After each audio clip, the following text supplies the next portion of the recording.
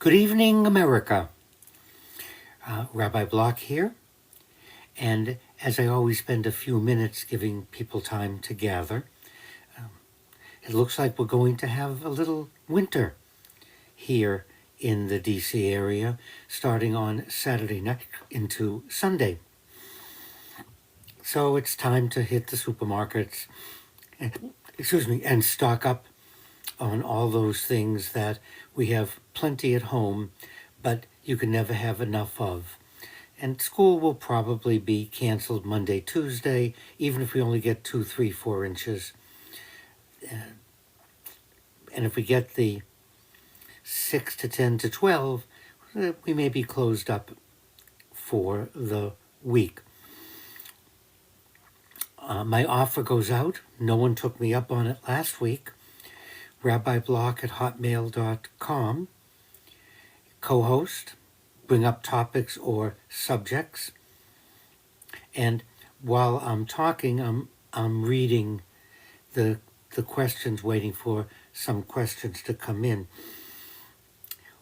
One of my constant themes, one thing that I point out, and I did this in Making America Good Again, that was the whole purpose of the series, to show that different religions, different philosophies are teaching the same thing with different metaphors. And religions are different, like shoes, because of the latitude. If you're living in parts of Greenland, then what you're going to wear on your feet are going to be very different than if you live in the Middle East. Shoes do the same thing to protect the feet given the climate. Too often, when we look at a religion, we're not focusing on the truth. We're focusing on the shoes, on the differences, on why they're not like us, rather than stepping back. And I preface a lot of what I say. I know many of the things I say are in Christianity, in Islam, Hinduism, Buddhism, Taoism, all over the place. And I would extend that to religions I don't know, because as I explore more, I find that as human beings, we teach the same value, the same structure, only we use what's known, what's familiar. If I was to use metaphors that the Inuit use, we wouldn't understand it. And if I were to use metaphors from the 18th or 20th, 12th century, it still wouldn't work. Do I work for Mossad? Neat story. I went to Israel in 69-70 as an immigrant. I took a year off from seminary, and I wanted to know what Israel was really like. All my fellow students were going to the Hebrew University in Jerusalem and living in the compound of the university and the Hebrew Union College, and they were breathing their own stale air. I wanted to know what it was really like. And so I went to the Sochnut, to the Jewish agency, and I went as an immigrant. Just like any other immigrant, when I got off the plane, I was brought to an immigration center, along with individuals from countries all over the planet. And at that time, when I was interviewed, and remember, I'm 80 now, so do the math. I'm too old to do it. That was 69, 70, 71. Someone just said about would it belong to Mossad. When all of us brought to the immigration center, were divided up into different groups, asked questions, and there was a process which I didn't understand, but I knew we were being separated into different groups where we're going to go, the kibbutzim we would go to, job offers, military service. They were working on who we were, what we talked about. And to answer your question, I did not accept working for either Mossad or Shin Bet However, at that time, I was offered, and it was left open. If at some point I wanted to get back in touch, whatever that process would be, I would be considered. But I did not join Mossad or Shin Bet. And I spent a year in Israel and realized I'm an American Jew. I'm going back to the United States. And some of the things I was looking for in Israel weren't there. It was a country, it was political, and the Israeli government has proved that. They need to do what they need to do to be a country surrounded by enemies. And it wasn't the Jewish homeland, it wasn't the spiritual place that I was looking for. It was a country. And as such, they made some decisions I didn't agree with then and I don't agree with now. And I think the decisions they made are counterproductive to peace, but I'm not an Israeli. I'm not in politics. And so I stayed and found out what it would be like if I decided to become a citizen. I did not. I do not have dual citizenship. I'm just a citizen of the United States of America. And I finished my rabbinic training and went on to work for the VA. The neat question is Jewish a religion or an ethnicity? It is a religion. Because Judaism started with the Hebrews, with a particular tribe, we often think of, well, you must be a member of the tribe, but that's not what happened. Judaism as a religion spread around the known universe. You can convert into Judaism. You can't convert into an ethnic group. And that's become very clear. Unlike being a Kurd, that's an ethnicity. If Kurdistan were to come about, which I hope it would someday, and just as much as we should have a Palestine, there should be a Kurdistan. If I become a citizen of Kurdistan, then I'm not a Kurd. I'm a citizen of that country. Because ethnically, it's hard for me to say, my ethnicity is not that tribe or group.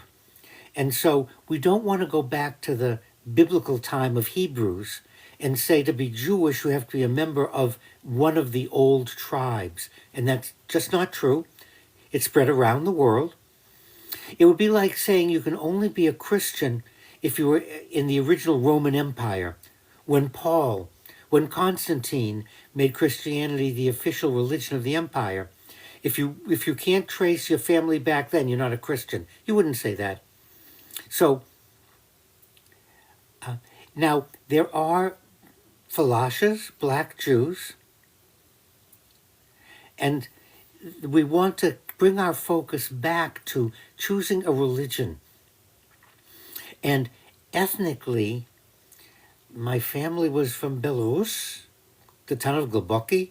I'm second generation American, but I'm an American. And I don't identify with Russia or Belarus. And why would I? So originally, in fact, most religions originally were tribal and were grounded somewhere. You're Roman Catholic, do you have to be Italian? No. But we associate the Pope with Rome is a country, is an entity of itself, and it happens to lie in Italy. So do you have to be Italian to be a Roman Catholic? What about Irish? Do you have to be an Irish person to be Roman Catholic? Do you have to be British to be Episcopalian? Originally, the religion started with tribes, with groups. But then the religion, it brought in converts, intermarried, brought in other people, and became a worldwide religion. And that's not surprising. And so let's put that aside and think of all religions started out with ethnic groups or tribes, and those that didn't are still like the Aborigines in Australia. It's not a worldwide religion, what they follow and what they do, because it is very much tied to being an Aborigine in Australia, not something you and I can practice. And as we spread out around the known universe, we find that religions bring other people in, and that's the benefit of the religion. Breathing our own stale air is a real danger, not just for religion, but for everything we do. If the only news you watch reinforces what you believe, you're breathing your own stale air. If you only talk to people who agree with you, you're only breathing your own stale air. There's nothing wrong with learning other religions, knowing about other religions. It's not a value judgment. It's not a statement. You're not judging anyone. Can I ask a question? What keeps the Roman Catholic Church so strong, so united? A neat question. The Roman Catholic Church, up until now, has been rather strong and united. However, many of the individuals are looking at other religions, other denominations. And so the Roman Catholic Church, up until the 21st century, was united and strong. However, the statistics now show that that's changing.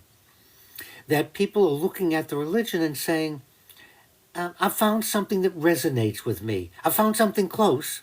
I like this other group. And so one of the reasons the church was so strong was because of the sacraments, because of the ordination of priests, because it was highly structured.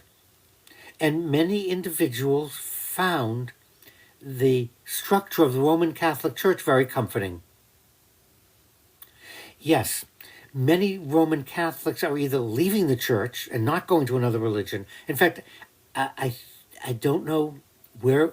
I have I have several news aggregators. The downside is I don't always pay attention to the source that I'm reading. I note it, I read an article, and I learn something. But then, like now when we're asking a question, I just read an article about the Roman Catholic Church, particularly in South America, losing followers. And I do read the Catholic Review. What do I think about Goyim? You have to rephrase the question. I have nothing against anyone, no judgment. I don't judge other people. What I ask us to do is, how is it working for you?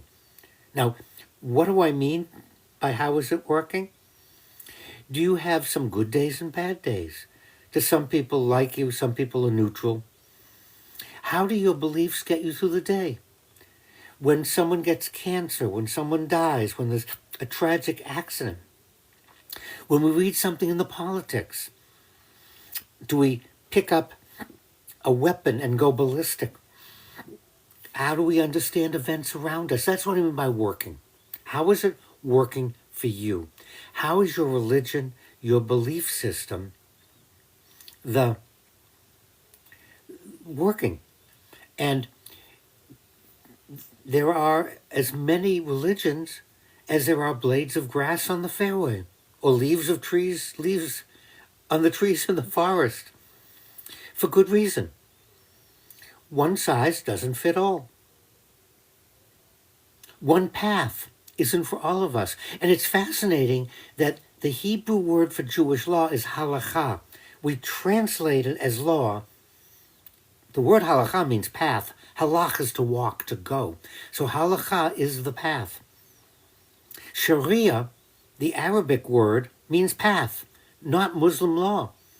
We, for PR, for the media, for whatever, we choose to translate Sharia as law and halacha as law, sharia as law, and road. No one says the red road is law. It's a path. The Buddha taught the Four Noble Truths and the Eightfold Path, the way. And so we want to step back and say, what path we need to assess your Wi-Fi connection? I have no idea what you're talking about. Yeah, please send me a message about Judaism. It's an available time, and so I can fit my schedule with yours. And someone wanted to be a guest, certainly, next Wednesday. Email me. We'll meet in my Zoom room and discuss how we're going to co-host together. I feel like the Maytag repairman, being very lonely. So let's go back to the path. So halacha, the Apostle Paul. I've used the expression naked religion, naked Judaism, naked Christianity, and I picked that up from a wonderful book called Naked Buddhism. And the author, she was very clear. She said, what did the Buddha teach? Not what people said the Buddha taught, not what somebody said, what somebody said, what somebody said, like the game of telephone chavor, broken telephone. Not like playing whisper, no. And I really liked that idea. And so I picked it up and I said, let's take a look at Judaism before commentators, before people started putting barnacles on the ship, started adding to it. Let's look at Christianity as taught by Jesus. You have the Gospels. And Paul, writing 100 years or more after Jesus' death, did a lot to formulate a religion. However, if you want to know basic Christianity, read the Sermon on the Mount. Read the Gospels. And also read the other books that didn't make it into the canon. You know, there are 40, 50, 60 other Gospels. But for practical reasons, you can't have that many. And there were many books that didn't make it into the Hebrew Scripture, the Old Testament. We want to read them. They're historic. There's revelation in them. Are Goy and Jewish lives equal? Yes. There's no... I do not make a distinction, and God does not make a distinction. Remember, the goal is to unite with the one. I mean, you're using the word God. I'm going to say God. However, in my mind, it's the one. And so the function of religion is to have a path that resonates with me to unite with the one.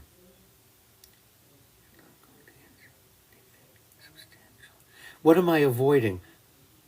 Yes, Jews and Muslims believe in the same God. I love when people say things like that to me. He's not going to answer anything. He's avoiding the question. How is Jesus not the Son of God, not trying to...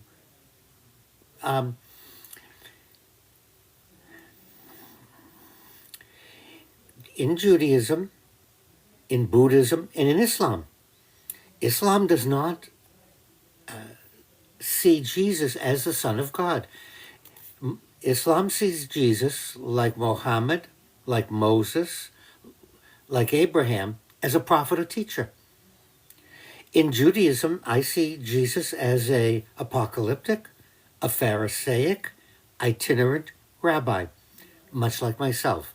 Though the term rabbi was not used when he lived, we can read it back in.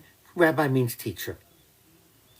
And not accepting Jesus as the Christ or the Messiah doesn't put him down. It doesn't belittle Christianity. It doesn't belittle your belief. You asked me an honest question, and I'm answering you. And Jesus never claimed to be the Son of God. The closest we have is in the garden, where he was asked, and he replied by saying, "Who do the people say I am?" Jesus never said he was the Son of God. His teacher, Rabban Gamliel, rabbinic. And Jesus was, during that period, when there were many individuals, itinerant preachers, who were attacking a system that wasn't very satisfying. And so we have John the Baptizer, among many others. We have the many apostles who were preaching, teaching, trying to understand the events under the Roman occupation. It doesn't mean his teachings aren't valid. The fact that I don't accept him as the Christ doesn't affect you. You believe the earth is flat. How does that work for you? The fact that I don't, you can have that belief. You can be against vaccines. We're having a measles epidemic because people aren't getting vaccinated. Okay. Follow your path. I think the idea of God assuming human form and becoming the sacrifice. Yes, I think it's a very poetic, I think it's a great metaphor. And if that gets you on the path to the one, then live Jesus. Live Jesus. And this idea of heaven or hell, I believe that when this material life is over, we unite, our spirits, our souls, whatever word you want to use, unites with the one. And we just take on another form of energy in the universe. But that doesn't mean it's true, doesn't mean it's wrong. It means this is the path that helps me get through the day. It helps me deal with whatever may be happening politically. I would be very, very careful following your path. Don't follow someone else's just because it looks good, it sounds good, or an 18 or 30-year-old young lady, half naked, told you to follow it, or a great-looking man, 18, 20-year-old guy who's going to the gym told you this is the way to go. Don't do that. Find your path and look at other paths. I bring it back to breathing our own stale air.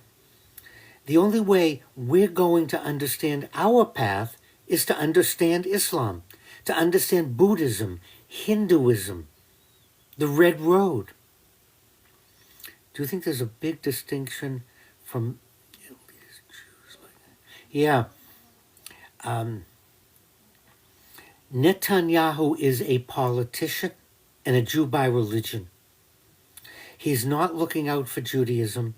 Netanyahu is not making decisions that are good for Jews per se. He's looking out for decisions for the state of Israel. And that's why I said earlier, Israel's a country. That's what I learned when I lived there. Politics is politics. Whether you're in England or Scotland or Ireland, it's politics. Okay? And you want to separate political people. Now, the Pope, the Holy Father, in Rome, he represents Rome. He's also the head of the Roman Catholic Church. The Pope has a very different position, so he can speak out about religious practice, religious beliefs.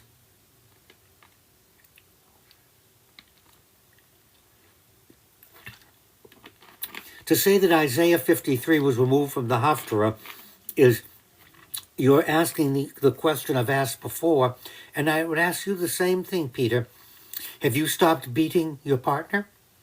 It's a yes or no question. Just answer it yes or no. Have you stopped beating your partner? Nothing was ever removed from the Haftarah. The Haftarah are additional teachings for the Sabbath from the prophets, and sometimes it's very clear why the rabbis linked them. Sometimes you look at it and you go, why did they pick this? There's lots more passages that go along with that weekly Torah reading. And so that's what they did, but nothing was ever removed because it was never attached. So it couldn't have been removed. So I'm waiting for you to answer my yes or no question. Have you stopped beating your partner? Yes or no?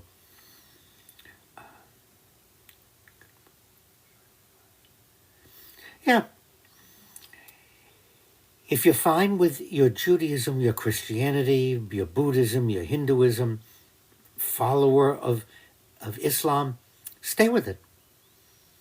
Again, how is it working for you? Some days you're the windshield, some days you're the bug. Some days you're the statue, some day you're the pigeon. You want to look at what's regular and normal, and you don't want to have this idealistic view that if I follow this religion, I'll be happy, I'll this, I'll that. You don't want to make anything like that. You want to take a look at what, am I nice to people? Do I live whatever the religion is? I keep saying, live Jesus. Do you live Muhammad? Do you live the teachings of Moses? Not the teachings necessarily in the Talmud, but the basic teachings of the religion.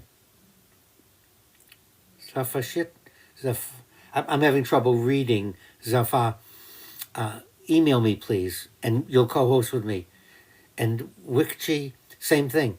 I would love to have co-hosts. I'd love to have guests. However, no one has taken me. Now, Kabbalah means, the word itself is Hebrew. It means the received tradition. It has come to mean Jewish mysticism. There is no such thing as the book of Kabbalah. That's a misuse of the word Kabbalah. Kabbalah means the received tradition. It has come to mean Jewish mysticism. I have studied it my entire life. And there are lots of pieces to Jewish mysticism, lots of pieces to Kabbalah. Much of it, I don't have a clue. Even after reading and studying people who studied it, who told me, I couldn't sort out what they were saying.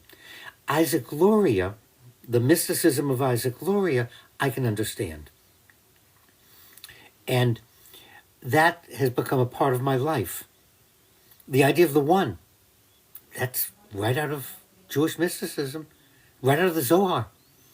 And the idea of uniting with the one, that we're all interconnected, all out of Kabbalah. Is cannabis Jewish? Yes. The only reason it wouldn't be would be as if it came in contact with a forbidden animal or food that wasn't prepared kosher. Well, we're coming to the end of our time, and I would be remiss if I didn't bring a word from our sponsor. All of your questions, including some really nice cartoons, are in my book, How to Be Jewish in 30 Seconds. And my YouTube channel, The Rabbi and I, and my podcast, The Rabbi and I, The Wisdom of Rabbi Block, and How to Be Jewish in 30 Seconds is a podcast. Lots of things if you want to continue, and please email me. I really enjoy listening because I learn. I hear other views.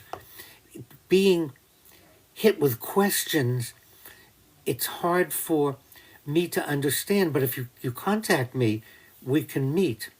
Okay? Thank you very much. I look forward to seeing everyone next Wednesday night at 8.